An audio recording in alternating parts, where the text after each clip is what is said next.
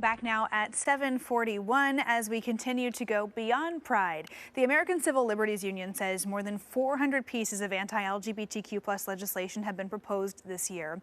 And for one Portland teen, pride is something they live every day. Emma Jerome joins us live in studio with his story.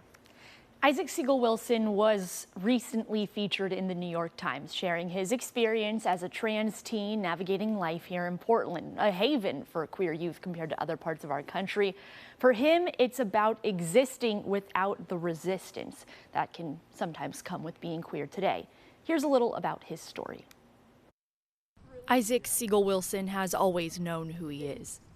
And one day, a little over 2 years ago, he decided to start sharing that with the world. So I actually came out almost exactly 2 years ago, on July 3rd of 2021, I believe, which was, it was terrifying. I just pulled my parents into a room and I was like, I'm just tired.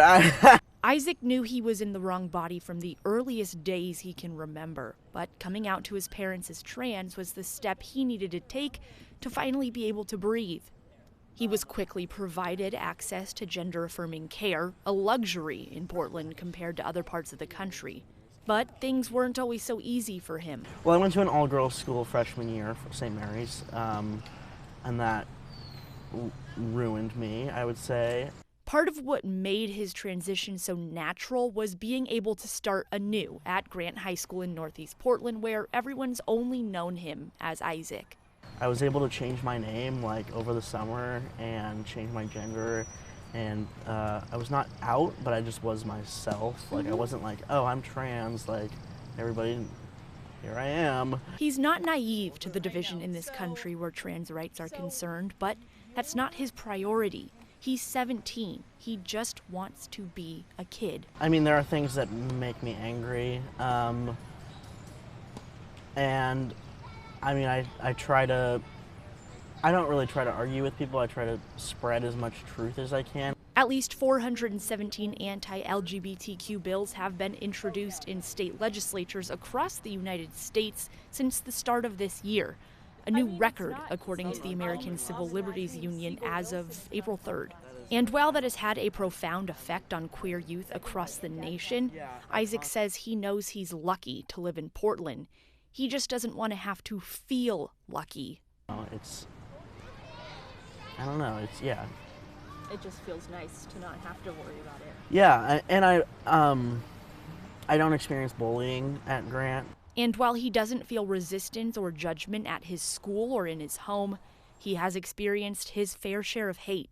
I was in the park with a bunch of my friends, and there were people yelling trans slurs at us, and my friends are not trans, so I don't know. It was interesting. It was they were quick to defend me, but it was just I didn't really know what to do. It was very much so a frozen situation. And I asked him, are you ready for a world who might look more like that time in the park than in your home or your time at Grant? So I've thought about this a lot, actually, when I'm looking at colleges. I definitely have to pick and choose because of that. He thinks of his future in a way most of us never have to. I mean, college, after college, if I want to go to medical school.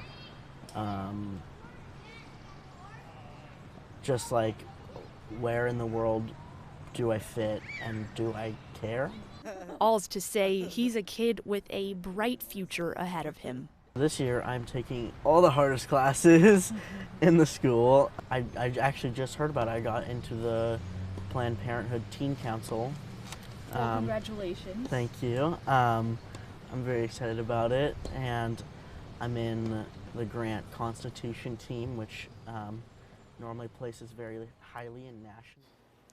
He has a lot on his plate and a lot to look forward to. It's refreshing to hear the experience of a queer kid growing up in a time and place where there's less resistance to his existence. If you want to read Isaac's feature in the New York Times, we have that linked on coin.com.